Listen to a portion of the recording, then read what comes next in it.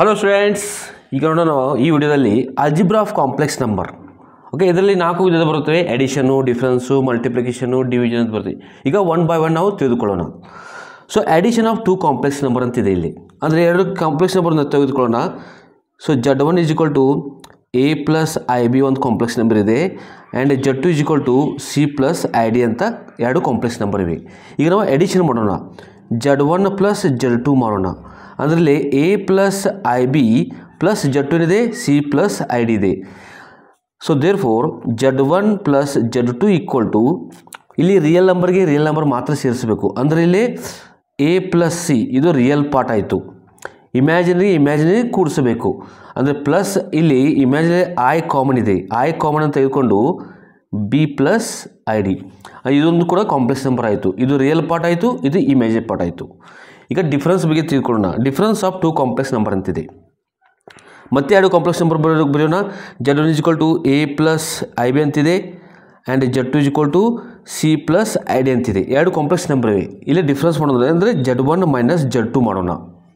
Okay, ಅಂದರೆ Z1 ಅಂದರೆ A plus IB minus Z2 ಅಂದರೆ C ಪ್ಲಸ್ ID ಆಯಿತು. Therefore Z1 minus Z2 is equal to, ರಿಯಲ್ದಲ್ಲಿ real ಮಾತ್ರ ಕಳಿಬೇಕು, ಅಂದರೆ A ಮೈನಸ್ C ಆಗುತ್ತದೆ.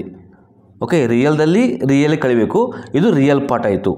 ಇಮ್ಯಾಜಿನರಿಯಲ್ಲಿ ಇಮ್ಯಾಜಿನರಿ ಕಳಿಬೇಕು, ಅಂದರೆ ಇಲ್ಲಿ IB ಮೈನಸ್ ID ಆಗುತ್ತದೆ. ಇಲ್ಲಿ ನಾವು ಪ್ಲಸ್ I ಕಾಮನ್ ತೆಗೆದುಕೊಂಡ್ರೆ B ಮೈನಸ್ D ಬರುತ್ತದೆ. ಇದು ರಿಯಲ್ ಪಾರ್ಟ್ ಆಯಿತು, ಇದು ಇಮ್ಯಾಜಿನರಿ ಪಾರ್ಟ್ ಆಯಿತು. ಓಕೆ, ನಂತರ ನಮಗೀಗ ಮಲ್ಟಿಪ್ಲಿಕೇಶನ್ ಆಫ್ 2 ಕಾಂಪ್ಲೆಕ್ಸ್ ನಂಬರ್ ಅಂತ ಬರುತ್ತದೆ. ಇಲ್ಲಿ ನಮ್ಮ ಕಡೆ 2 ಕಾಂಪ್ಲೆಕ್ಸ್ ನಂಬರ್ ಇವೆ. Z1 A plus IB and 2ನೇ complex Z2 equal to C plus ID ಅಂತಿದೆ. ತಿಳ್ಕೊಳ್ಳೋಣ. Okay, multiplication ಅಂತಿದಿಲ್ಲ, Z1 into Z2 ಮಾಡೋಣ. ಇಲ್ಲಿ ಅಂದರೆ ಮಲ್ಟಿಪ್ಲಿಕೇಶನ್ ಮಾಡೋಣ. A plus IB into Z1 ಆಯಿತು, into Z2 C plus ID ಅಂತಿದೆ. ಈಗ ನಾವು ಬ್ರ್ಯಾಕೆಟ್ ಓಪನ್ ಮಾಡೋಣ.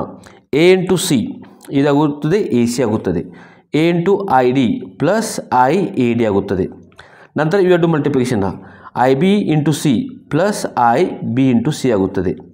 ನಂತರ ಇವೆರಡು plus IB into ID, I into I ಇದು I ಸ್ಕ್ವೇರ್ ಆಯಿತು, B ಇಂಟು D ಅದು BD ಆಯಿತು. ನಿಮಗೆ I ಸ್ಕ್ವೇರ್ ಗೊತ್ತಿರಬಹುದು, ದಟ್ ಈಸ್ ಎ -1 ಇರುತ್ತೆ ಕಾಂಪ್ಲೆಕ್ಸ್ ನಂಬರ್ದಲ್ಲಿ.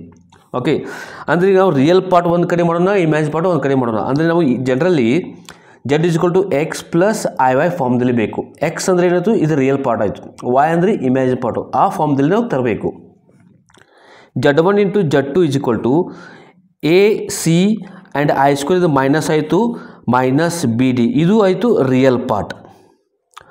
I ಜೊತೆ ಇರ್ತಲ್ಲ ಅದು ಇಮ್ಯಾಜಿನ್ ಪಾರ್ಟ್ ಆಗುತ್ತದೆ. ಇದರಲ್ಲಿ I ಇದೆ, ಇದರಲ್ಲೂ ಕೂಡ I ಇದೆ, ಎರಡು ಇಮ್ಯಾಜಿನ್ ಪಾರ್ಟ್ ಇದೆ.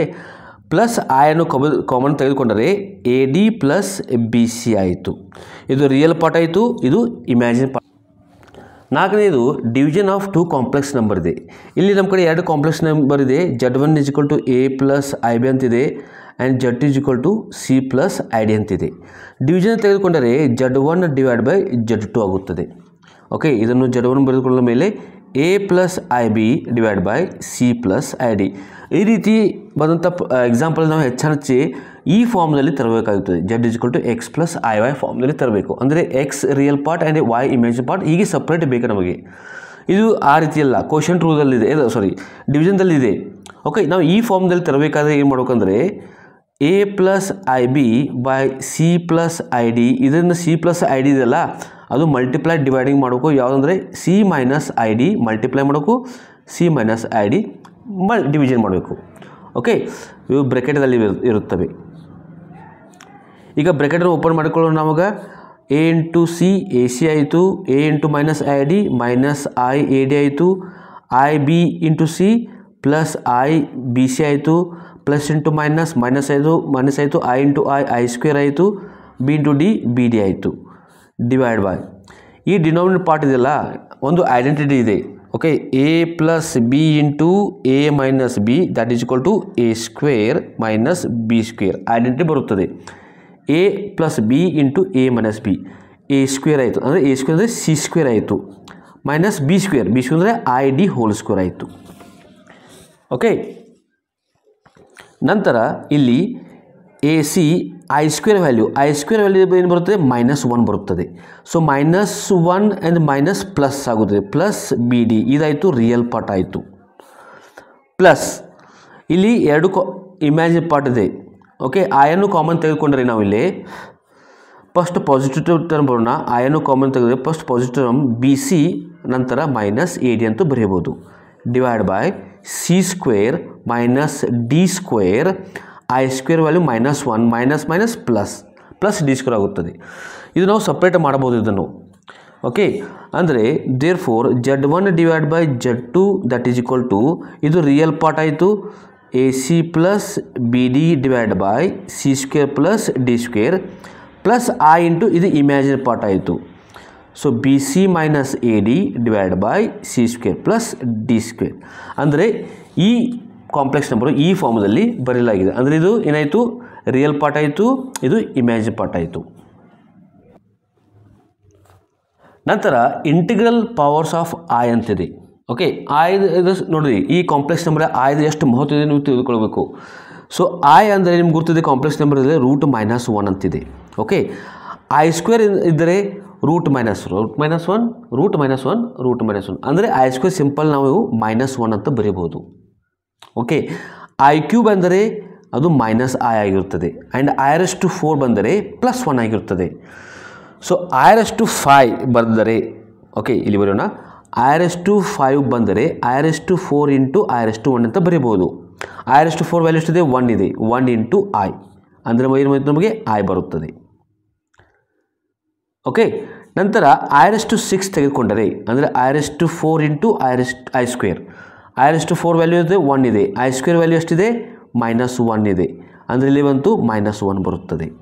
ಸೊ i⁷, ಸೊ i⁷ ಈ ರೀತಿ ಬರೀಬೋದು ನಾವು i⁴ ಇಂಟು i⁵, ಅಂದರೆ i⁴ ವ್ಯಾಲ್ಯೂ 1 ಇದೆ, ಐ ಕ್ಯೂಬ್ ವ್ಯಾಲ್ಯೂ -i ಇದೆ, ಇದು ಮಲ್ಟಿಪ್ಲೈ ಮಾಡಿದರೆ -i ಬರುತ್ತದೆ. ಓಕೆ, ನಂತರ i⁸ ಅಂದರೆ i⁴ ಇಂಟು i⁴, ಅಂದರೆ 1 ಇಂಟು 1 ಬರುತ್ತದೆ. ಓಕೆ, ಇವು ಬೇಸಿಕ್ ಇದೆ.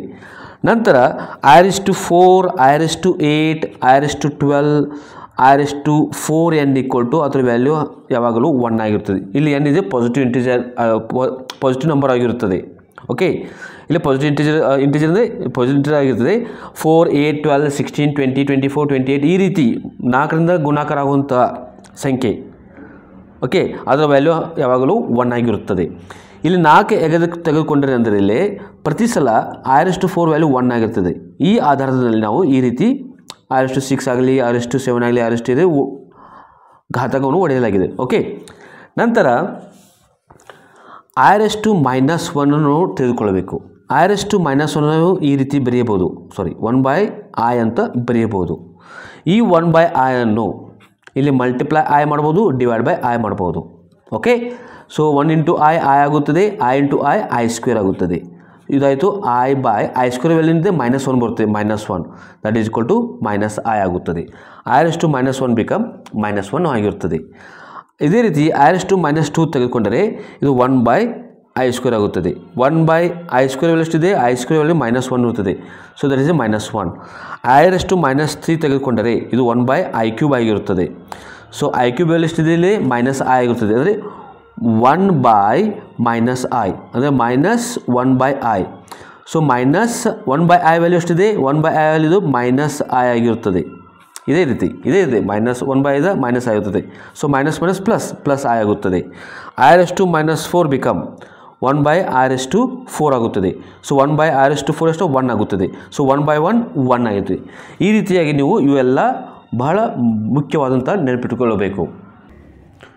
ಈ ವಿಡಿಯೋದಲ್ಲಿ ನಿಮಗೆ ಇಷ್ಟ ಆದರೆ ಸಬ್ಸ್ಕ್ರೈಬ್ ಮಾಡಿ, ಲೈಕ್ ಮಾಡಿ, ಕಮೆಂಟ್ಸ್ ಕೂಡ ಹಾಕಿ. ಸಬ್ಸ್ಕ್ರೈಬ್ ಮಾಡೋದ್ರಿಂದ ಮುಂದೆ ಬರುವಂಥ ವಿಡಿಯೋ ನೋಟಿಫಿಕೇಶನ್ ನಿಮಗೆ ಸಿಗುತ್ತದೆ. ನಿಮಗೆ ಬೇರೆ ಥರ ಮ್ಯಾಥಮೆಟಿಕ್ಸ್ ವಿಡಿಯೋ ಬೇಕಾದರೆ ನನ್ನ ಯೂಟ್ಯೂಬ್ ಚಾನಲ್ ಹೋಗಿ. ಈ ವಿಡಿಯೋದ ಡಿಸ್ಕ್ರಿಪ್ಷನ್ ಕೆಲವು ಲಿಂಕ್ಸ್ ಇವೆ, ಐ ಬಟನ್ ಕೆಲವು ಲಿಂಕ್ಸ್ ಇವೆ. Thanks for watching.